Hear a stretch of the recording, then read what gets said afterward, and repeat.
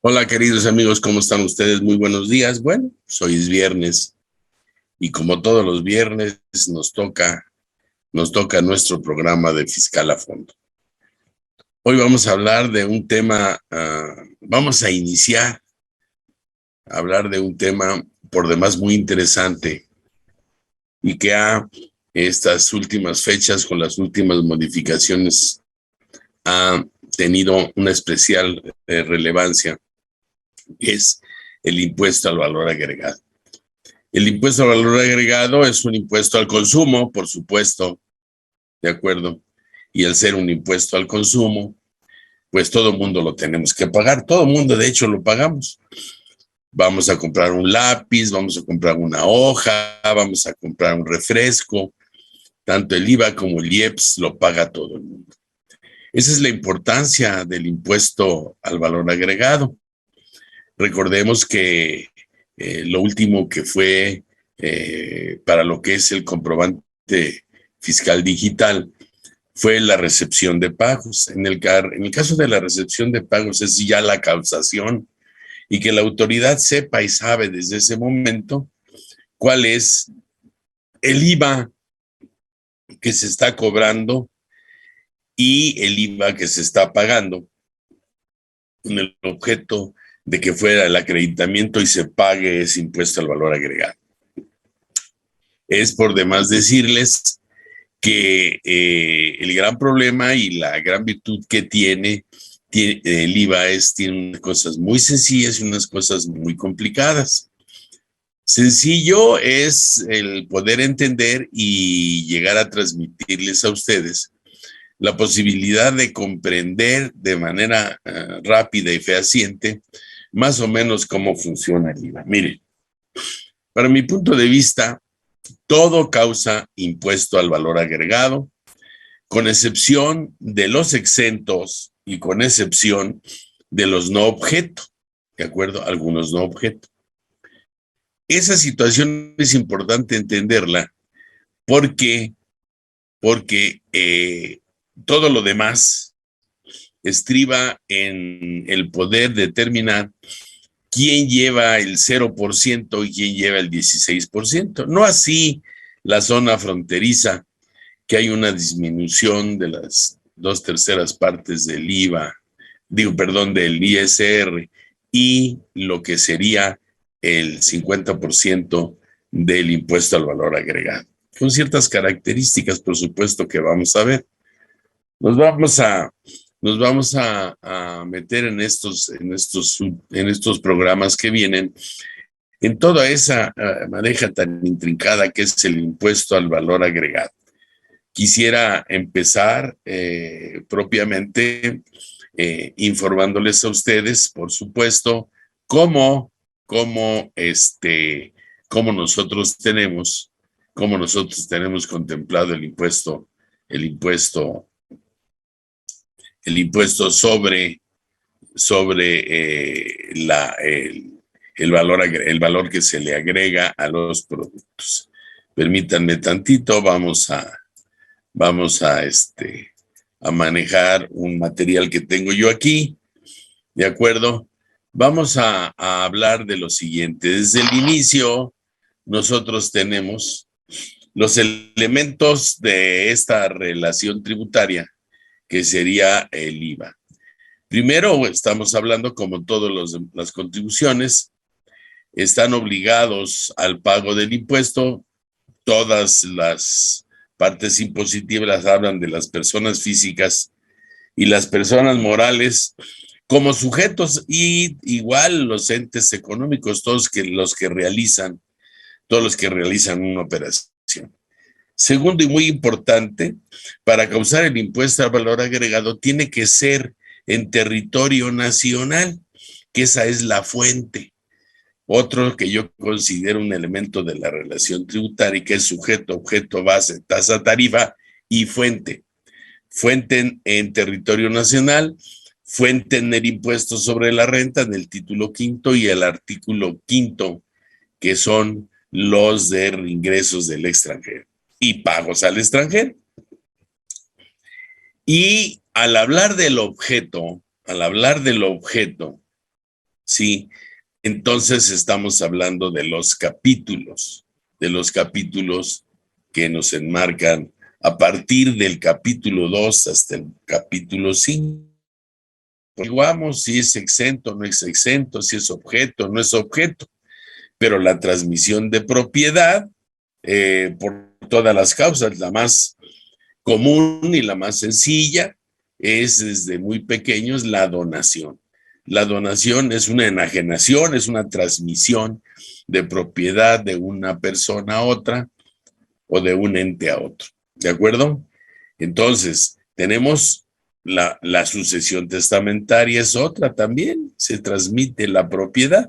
De ahí en más empezamos a correr con la compraventa, la permuta, la dación en pago, la adjudicación, etcétera, etcétera, etcétera. Todas las formas de transmitir esa propiedad. Después tenemos la prestación de servicios independientes, teniendo en cuenta que no se trata en el objeto del IVA, no se trata que sean los honorarios, sino vamos a analizar también cuáles considera como servicios independientes, sin tomar en cuenta lo que sería obviamente un honorario que también va incluido, por supuesto.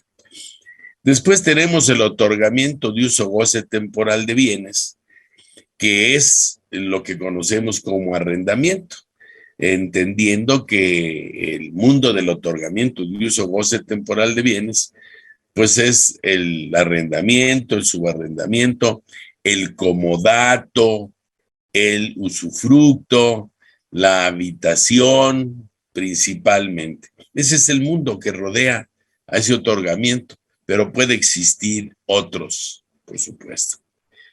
La importación de bienes o servicios, en la entrada a territorio nacional o la importar de bienes tangibles o intangibles.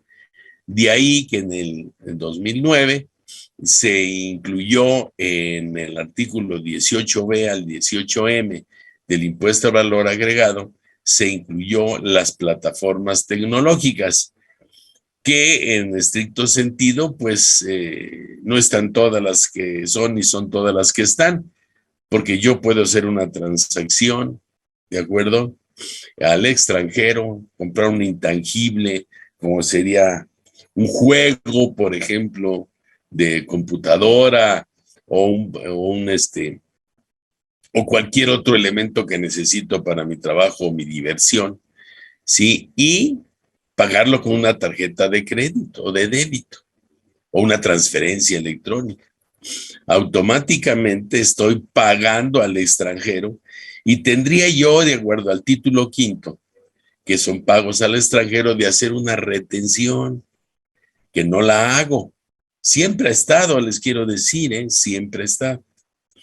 No tenemos problemas con lo que pasa por aduana, que son bienes tangibles, porque necesariamente la introducción en el país va a causar ese tipo de impuestos a la importación y con ello a precio lleno el impuesto al valor agregado. Y todo lo que va alrededor de esa importación, ¿no? Todo lo que es la parte de la aduana, el aligeo, el transporte, etcétera, ¿no? El embalaje. Entonces, esa importación, la que la vamos a dividir en bienes tangibles e intangibles, y que siempre ha estado, y que la autoridad pudiendo pues tapar o obligar a que nosotros paguemos ese impuesto, ¿de acuerdo? Si es que no lo trasladamos, por supuesto, o no hacemos el supuesto traslado de ese impuesto, que no es un traslado, es el comprobante. Cuando nosotros importamos, nosotros hacemos el CFDI de esa importación aquí en territorio nacional. No nos importa ni le importa a la autoridad lo que es el comprobante que nos mandan del extranjero, no. En Estados Unidos no les importa el CFDI, les importa el depósito que está en las cuentas bancarias principalmente. Entonces, aquí falta el quinto, que es la exportación, que se trata por separado, porque bueno, en el caso de exportación son dos artículos el que nos marca esto, que son muy sencillitos, que los vamos a ver también. Entonces, ese es el objeto, el objeto. Recuerden también que en el caso de este impuesto, pues vamos a decir que tenemos tres impuestos diferentes. Primero tenemos en forma genérica el artículo 16, la tasa del 16% que se le va a aplicar al producto. Y dice que el IVA en ningún caso se considera que forma parte de dichos valores. Eso quiere decir que todo lo que adquirimos ya lleva IVA. Esa mala práctica de que si te pido una factura es más el 16%, les quiero decir que es una mala práctica, porque aunque ellos al declarar, lo declaran sin el 16% para que así se pague el 16% que nos trasladan, porque realmente el que paga el IVA no es el que transmite o el que otorga o el que da, sino el que utiliza, el que compra los bienes. Nosotros somos los que lo pagamos. Y lo pagamos desde lo más incipiente, como podría ser un niño, vete a comprar un refresco, o vete a comprar un dulce. Bueno, pues ese lleva IVA y lleva impuesto especial sobre producción y servicios. Tenemos algo muy complicado que vamos a trabajar en estos días, que es la tasa del 0%, ¿de acuerdo? Eso que está en el artículo 2A. Estos dos son impuestos, el cero también es IVA. Quiere decir que nos da la posibilidad del acreditamiento de lo que nosotros pagamos para poderlo acreditar y que nos salga un saldo a favor. Hay operaciones de empresas, de instituciones, de contribuyentes que hacen actos grabados y actos en cero, ¿de acuerdo? E inclusive actos exentos que nos da la posibilidad del acreditamiento y que salga a favor el impuesto al valor agregado, que la autoridad tiene la obligación de regresárnoslos. Ya ven que es tan fácil que nos otorguen el impuesto al valor agregado, es impresionantemente sencillo, no es ningún trámite, es tu dinero, tómalo, eso es mentira. La propia autoridad se ha negado sistemáticamente a poner tantas trabas y nos ha puesto tantas trabas para regresarnos. Hay otro que no está aquí, que lo vamos a ver, que es de la zona fronteriza, sí, que es del 50%, ya estamos hablando del 8%, con determinadas características. Entonces tenemos el 16, el 8, el 0. Como consecuencia, el que practique el 8 y paga el 16, pues tiene un saldo a favor, y que les digo que es extraordinariamente difícil que me lo regrese y que la autoridad se queda con él, ya que nos pide demasiada información que el comerciante, la persona, no se va a poner a hacerla toda, porque o se dedica a vender, se dedica a comprar, se dedica a su salud, se dedica a que no le roben, ¿de acuerdo? En lugar de hacer todo esto. Debe ser un poco más sencillo, por supuesto. Bien, tenemos el artículo, los 1A, B y C, que nos hablan de efectuar la retención del impuesto que se traslade a los contribuyentes que se indican, ¿de acuerdo? Y nos dan los supuestos. Los vamos a ver también lo que se refiere a lo que es la retención y en qué momento se hace.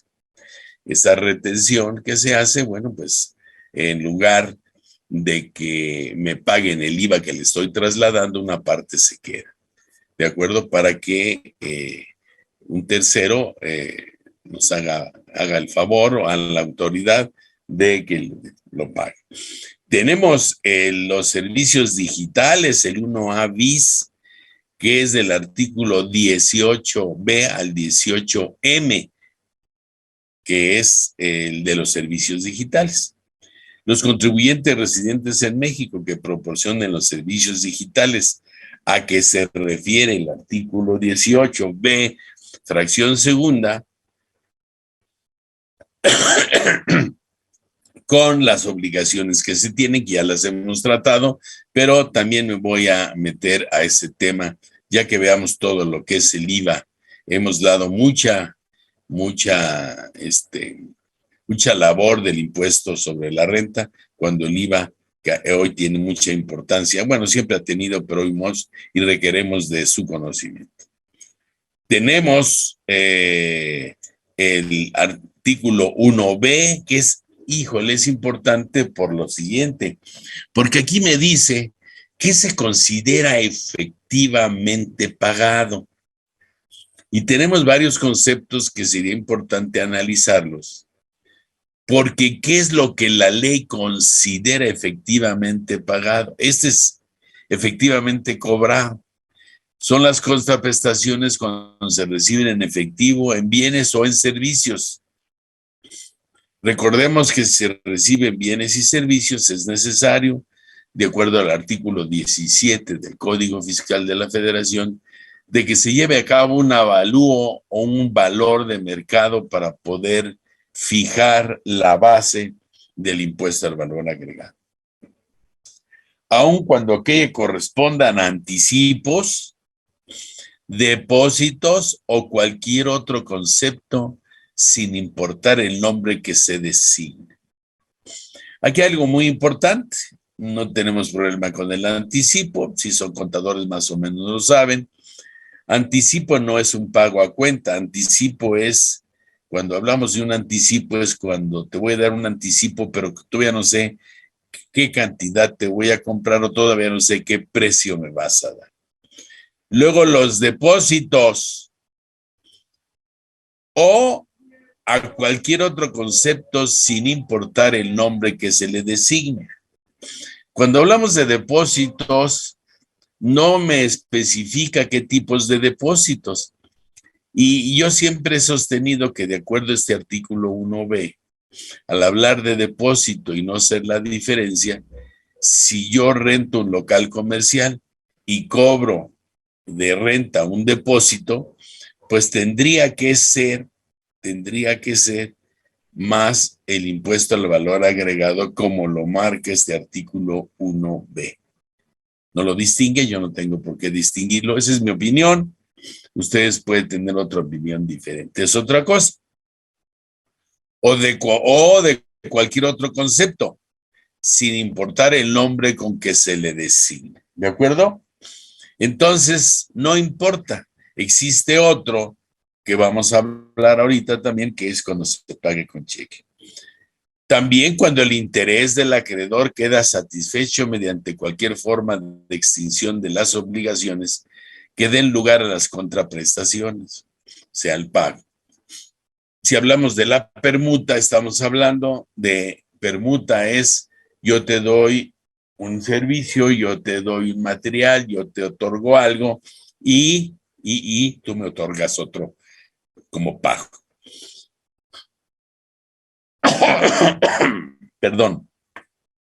Entonces, eso tiene un valor, por supuesto, y si hacemos un comprobante, como método de pago sería la compensación, ¿de acuerdo? Es uno por otro, pues llevan un comprobante y llevan un IVA trasladado y un IVA acreditable.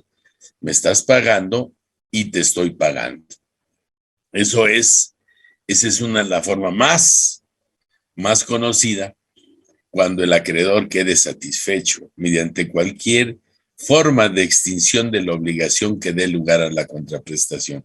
Hay muchas, la dación en pago, la adjudicación, por ejemplo, sí que son cosas muy específicas que probablemente nos metamos a analizarlas, estas que son tan especiales, que también es otra forma de transmitir la propiedad. Tenemos el 1C, que habla del factoraje financiero. Nos meteremos también al factoraje financiero. Aquí habla de la transmisión de documentos. La transmisión de documentos, vamos a ver que es cuando yo enajeno el documento, y ese documento proviene de una transacción que puede estar al 8, puede estar al 16, puede estar al 0, puede estar exento. Es la transmisión, no propiamente del documento, sino lo que garantiza el pago de lo adquirido o del servicio tomado. ¿De acuerdo? Se considera que recibe la contraprestación pactada, así como el IVA correspondiente a la actividad que dio origen a la emisión de dicho documento, en el momento que transmitan los documentos pendientes de cobro. El factoraje financiero es una forma de financiamiento, ya lo veremos. En alguna ocasión ya platicamos del factoraje financiero, por supuesto. El con recurso, el sin recurso, etcétera.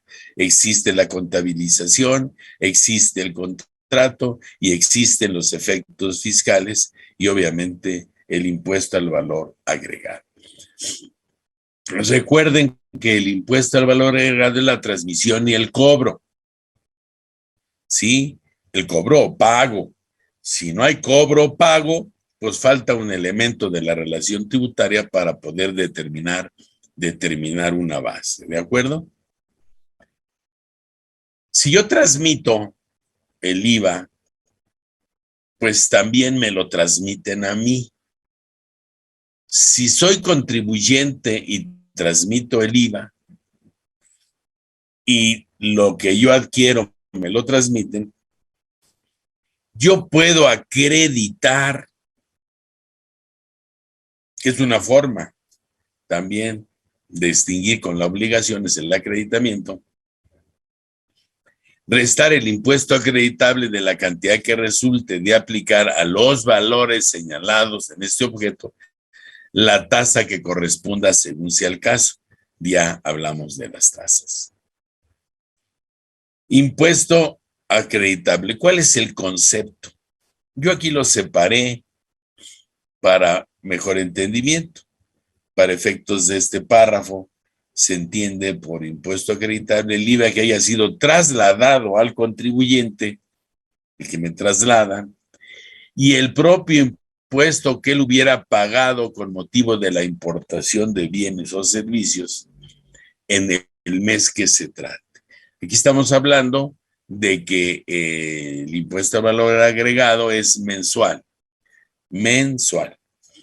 Es importante y como yo les expliqué, el comprobante de recepción de pagos es el que viene a enganchar totalmente el momento, y que es el IVA, es el que más le importa a la autoridad, porque ese sí no hay quien se salve de trasladarlo, aunque el traslado y el dinero que reciba no lo entere, ese es otro boleto, ¿de acuerdo? Y todo mundo lo paga, por supuesto.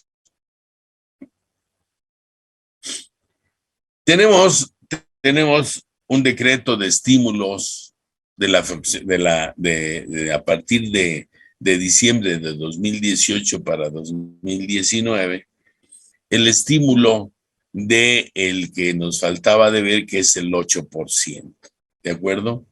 Ese 8% es importante que lo tengamos en mente. Antes de empezar, obviamente, de platicar de este 8% del decreto y en qué consiste, en forma sucinta, por supuesto, muy acotado, sin meternos realmente a toda la maraña o a todas las tripas de quién sí, quién no, por qué no, y todo lo que va alrededor de este decreto de la zona fronteriza norte. ¿De acuerdo? Llegamos a la mitad, obviamente, de nuestro programa, y es importante que ustedes reciban una serie de comunicaciones y de información por parte de IMEFI. Vamos a un corte.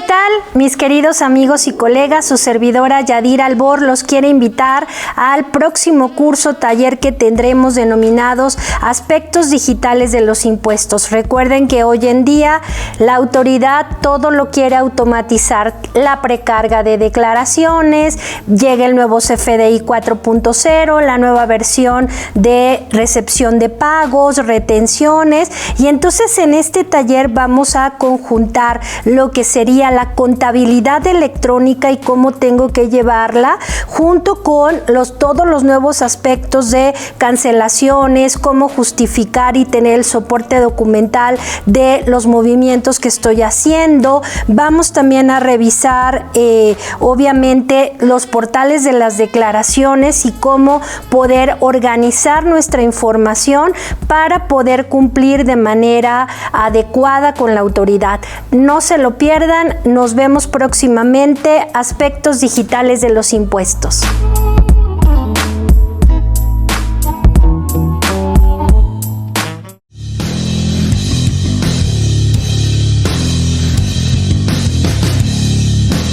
¿Conoces los procesos de una transacción internacional y los diversos aspectos legales, fiscales y aduaneros que involucran adecuadamente en sus operaciones? Inmevit invita a su curso ABC del Comercio Exterior. Veremos temas como formalidades a cumplir en las importaciones y exportaciones, archivo de comercio exterior, notificaciones electrónicas en comercio exterior, Ley General de los Impuestos de Importación y Exportación y sus tarifas, los tratados de libre comercio y muchos otros. No esperes más, aparta tu lugar y escríbenos al número 5581 54 74 37 o al correo cursos@imefi.com.mx. Bien, pues regresamos de nuestro corte y vamos a continuar con nuestro análisis del impuesto al valor agregado. Déjenme checar nada más, poner el material para su análisis. Perfecto. Bien. Como ya les informaba, tenemos el decreto del 31 de diciembre de 2018 para la entrada en vigor a partir del 2019. ¿Ok? Bien. Dice que es un fortalecimiento para la frontera norte. Vamos a decir que es algo bueno, fue algo bueno, novedoso, porque muchos de los personas que habitan en la zona norte, pues se pasaban al lado americano a comprar porque les salía más barato el famoso pago de esa adición, ya que según la frontera es un promedio del 6% el que no transmiten, con la posibilidad, aparte de que no lo regresen, ¿eh? Pero bueno, el gobierno federal considera necesario establecer mecanismos de fortalecimiento que fortalezcan la economía de los contribuyentes de la frontera norte de nuestro país, con el fin de que estimular y acrecentar la inversión, fomentar la productividad y contribuir a la creación de fuentes de empleo. Pues esto de fuentes de empleo y productividad, pues no dependen tanto de esto, sino de la posibilidad de que los comerciantes, de que las personas que invierten y se juegan la vida, que son realmente pues los engranes de la economía, que nuestro poder ejecutivo no les tiene absolutamente ningún respeto, porque pues él nunca ha estado del otro lado y no sabe lo que es ganarse un dinero con todas las vicisitudes, o que lo asalten, o que lo roben, etcétera. En lo más puros abrazos. Bien. La tasa efectiva la vamos a dividir en dos, porque estoy viendo lo que son las 2/3 partes del impuesto sobre la renta. Que la aplicación del estímulo anterior permitirá que los contribuyentes, personas físicas y morales, que realicen actividades empresariales en la región fronteriza norte paguen solamente las 2/3 partes del ISR a su cargo por los ingresos que por dichas actividades realicen en la región fronteriza. Estamos hablando de actividades empresariales y estamos hablando de las 2/3 partes del IVA, nomás recordando que existe personas físicas y personas morales, ¿de acuerdo? Y que las personas morales, pues obviamente tienen un 30% de ISR, pero las personas físicas no pagan así, las personas físicas tienen una tabla, ¿de acuerdo? Una tabla que es ascendente, ¿ok? Bien. Este decreto es el párrafo 18 y nos vamos hasta el párrafo 29, que nos dice que se estima conveniente otorgar un estímulo fiscal consistente en un crédito equivalente al 50% de la tasa del IVA, o sea, estamos hablando del 8%, aplicable a las personas físicas y morales que realicen actos o actividades de enajenación de bienes, prestación de servicios independientes y otorgamiento de uso o goce temporal de bienes, en los cuales en los locales o establecimientos ubicados en la región fronteriza. Fíjense la diferencia que hace de la fracción anterior, del párrafo 18, cuando habla, ¿sí?, de personas físicas y morales que realicen actividades empresariales, ¿de acuerdo? Y aquí estamos hablando de personas físicas y morales que realicen actividades de enajenación de bienes, prestación de servicios independientes y otorgamiento de uso o goce. Prestación de servicios independientes no lo tomamos como honorarios, sino es para efectos del impuesto al valor agregado. ¿De acuerdo? Antes de meternos al régimen de incorporación fiscal, que no me voy a meter ahorita porque ya es los regímenes, me voy a permitir analizar de manera rápida la fácil comprensión de los que son los capítulos del mundo del impuesto al valor agregado. Mire, como ya les expliqué, tenemos 5 capítulos. Enajenación de bienes, capítulo 1, capítulo 2, prestación de servicios, otorgamiento de uso goce, importación y exportación. Si ustedes se fijan, son 5 artículos, 1, 2, 3, 4, 5. El 13 es de mala suerte y nunca ha estado legislado.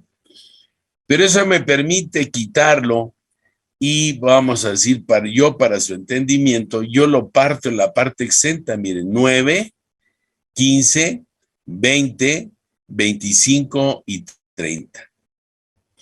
Ya les expliqué que todo causa IVA, mi punto de vista, salvo lo exento o lo no objeto. Aquí están los exentos. El no objeto es un poco más complicado, que también comentaremos, ya que vamos a hacer varios programas de esto, repito, para él.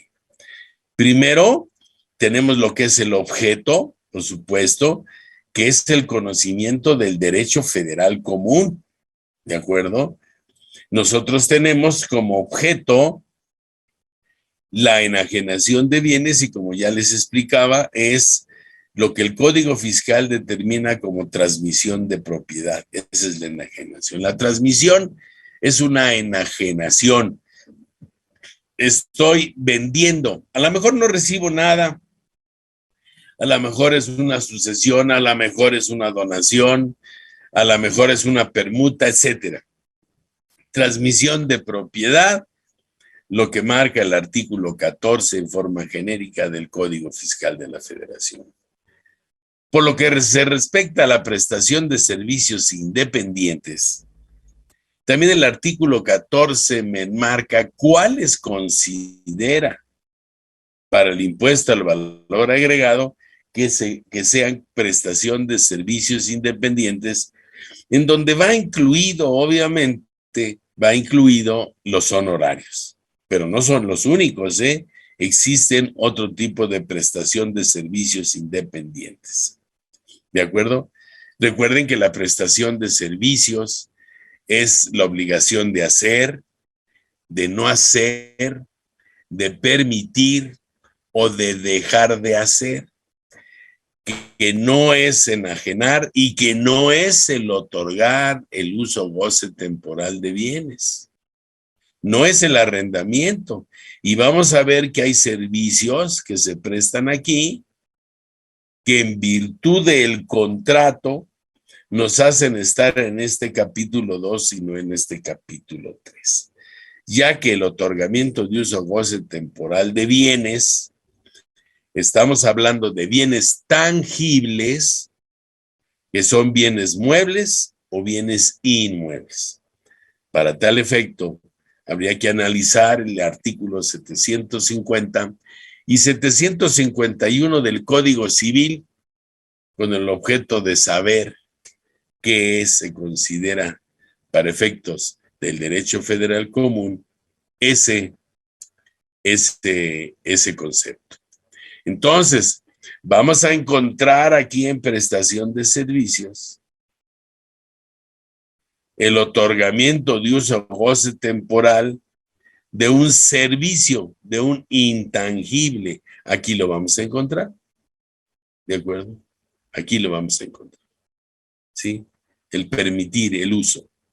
Ya analizaremos uno por uno de ellos. ¿De acuerdo? Si hablamos de otorgamiento de uso o goce temporal de bienes, donde ya les expliqué que existen las dos ramas, bienes muebles y bienes inmuebles, pues tenemos los que conocemos, todo lo conocemos como arrendamiento, pero existe el arrendamiento, el subarrendamiento, el usufructo, que es el usar o gozar o disfrutar de un bien que pertenece a otra persona, ¿sí? Tenemos la habitación y cualquier otra forma de otorgar el uso o goce temporal de un bien tangible. Tenemos como objeto también en el capítulo 4 lo que es la importación, que es la introducción en territorio nacional de un bien tangible. Cuando hablamos de un bien intangible, entonces nos vamos a ir al artículo 18b al 18m, que son las de las plataformas tecnológicas. Como ven ustedes, sí hace clara diferencia entre un bien tangible y un bien intangible, ¿de acuerdo? Para que los intangibles se vayan a este capítulo 2 de la prestación de servicios independientes. Es importante aclarar también, por supuesto, que nosotros tenemos dentro de este artículo el 18A, que es el interés real, y este es el que marca las instituciones financieras, que también de alguna forma, como ya les dije, las vamos a analizar. Todo esto vamos a analizar el IVA, nos vamos a dedicar varios programas de ir analizando punto por punto. Ahorita es una generalidad la que vamos a ver y vamos a seguir viendo este programa y los que vienen. ¿De acuerdo? Bien. Entonces, dentro de la importación, pues también tenemos, si yo importo un bien que es exento, tangible, un bien que es exento, ya sea en la parte de la enajenación, de la prestación del servicio o del otorgamiento, bueno, pues también va a estar exento, ¿de acuerdo? Y lo que es la exportación, que es la salida en territorio nacional. Tanto la importación como la exportación también debemos de saber que la tenemos que dividir en dos, que son las definitivas o las que no son definitivas, una importación definitiva o una importación temporal, una exportación definitiva o una exportación temporal. ¿Para qué se utiliza esta parte? Porque yo puedo importar en forma temporal un bien que me estén rentando en el extranjero y que sirva esa maquinaria para, principalmente, y que todos conocemos, es lo que en la zona norte están esas plantas que se dedican a importar y a agregar un valor a los bienes y después se regresan.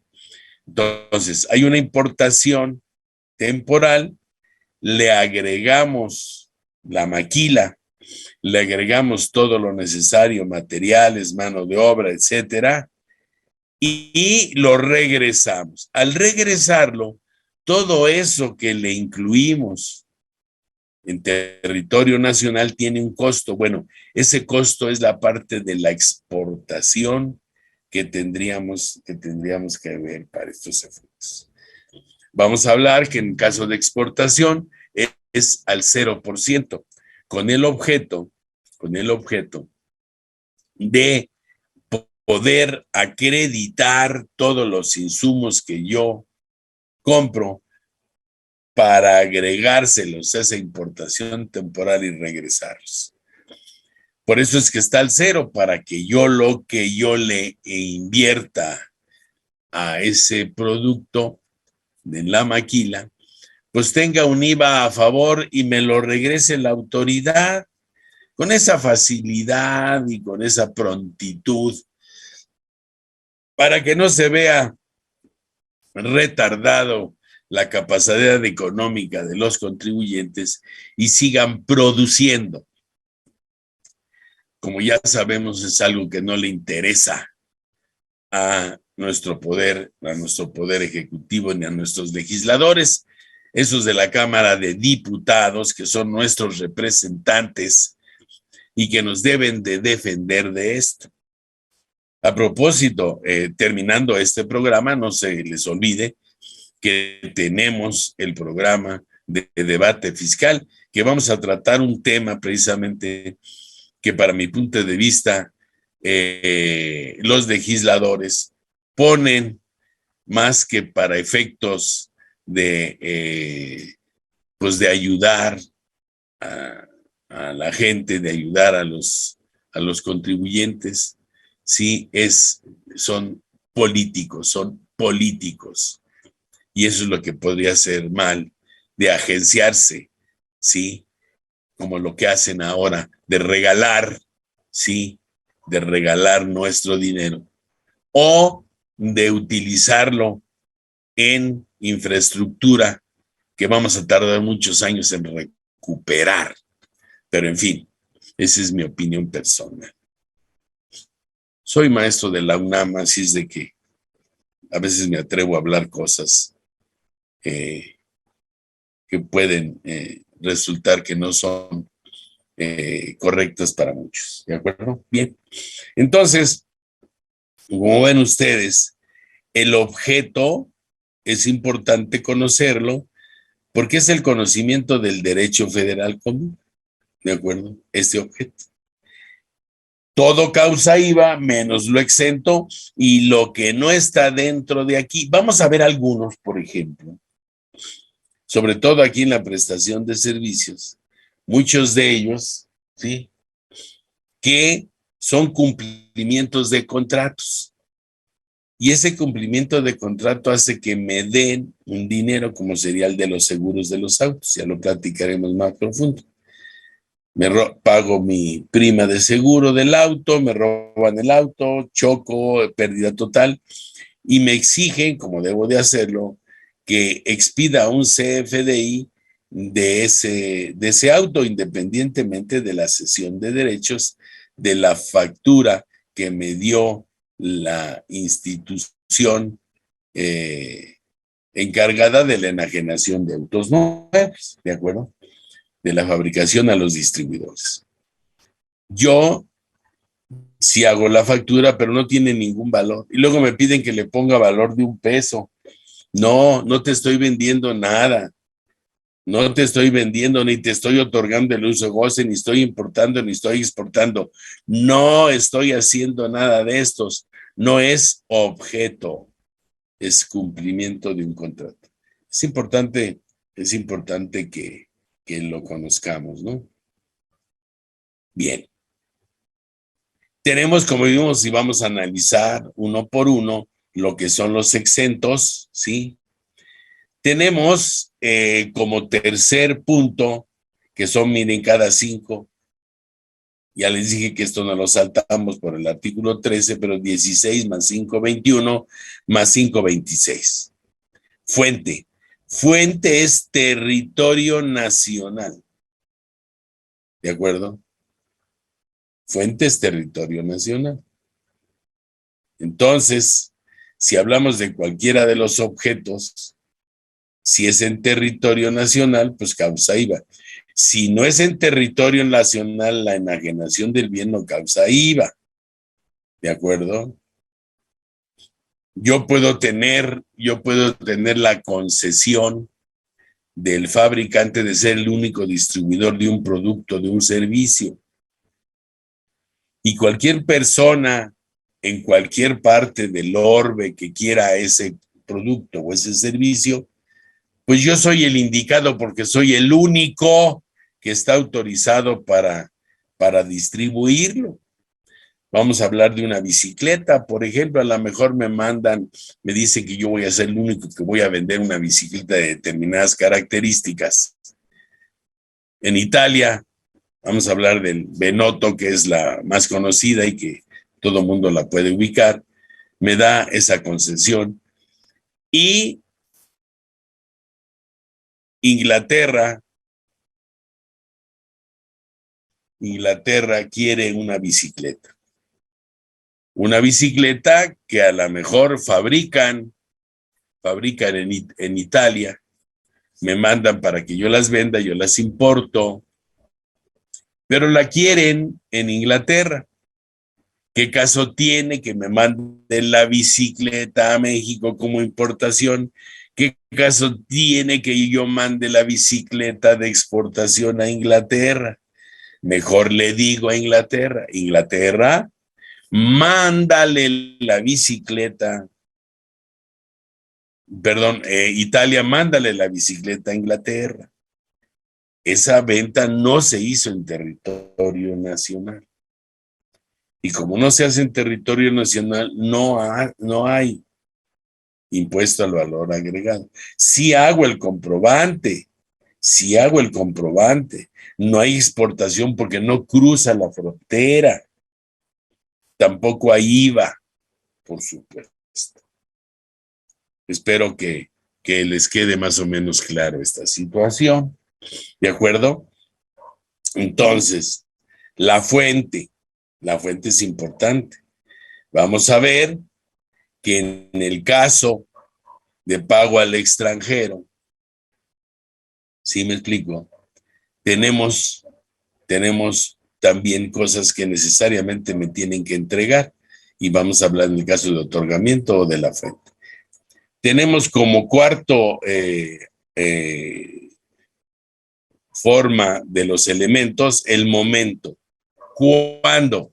Y aquí ya la analizamos de alguna forma en el artículo 1b, ¿cuándo se considera efectivamente cobrado? Ya lo analizaremos dentro de la propia ley, vamos a darle lectura a la ley para ver esta situación y tenerla en cuenta, ¿de acuerdo? Porque vamos a hablar del pago con cheque y que el cheque al que me lo otorgo no quiere decir que ya lo cobré y que ya recibí el dinero, ¿eh? Entonces también vamos a platicar de eso. En el momento cuando se considere efectivamente cobrado, viene del análisis del artículo 1. Y por último tenemos la base que se toma para enajenación de bienes, para prestación de servicios, para otorgamiento de uso goce o para la importación.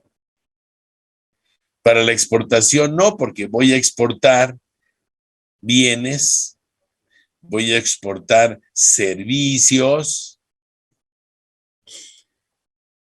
A lo mejor no exporto el otorgamiento de uso goce, pero a lo mejor sí hay una exportación temporal de un bien mío que yo otorgo el uso goce temporal de bienes y el cobro se hace fuera de territorio nacional. Lo vamos a analizar, por supuesto, cuando veamos todos estos conceptos.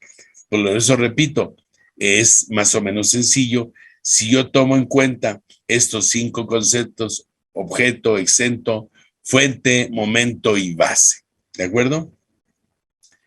Como ya les dije, tenemos en el caso de importación el 28A, que es un régimen aduanero que también vamos a analizar para que ustedes lo conozcan. ¿De acuerdo? Bien, y la plataforma. Como ustedes ven, aquí yo le puse el artículo 30 como partes exentas de exportación y vamos a analizar que aquí habla de la parte no exenta, sino de la tasa cero realmente. Pero lo sigo contemplando aquí, aunque en estricto sentido no se lleve a cabo así. Entonces, si ustedes se fijan, como inicio de la generalidad, antes de meternos a cada uno de estos conceptos, vamos a ver primero los objetos que marca la ley con su análisis correspondiente dentro de lo que es el derecho federal común y de lo que marca en este caso también el reglamento. Primero vamos a ver la generalidad, después me voy a meter a lo que son los reglamentos, los criterios y las famosas misceláneas. Bien, no se les voy a dejar de transmitir ahorita aquí, no se les vaya a olvidar, por favor, que esta es una serie de programas, sí, que vamos a estar llevando y que vamos a estar platicando con ustedes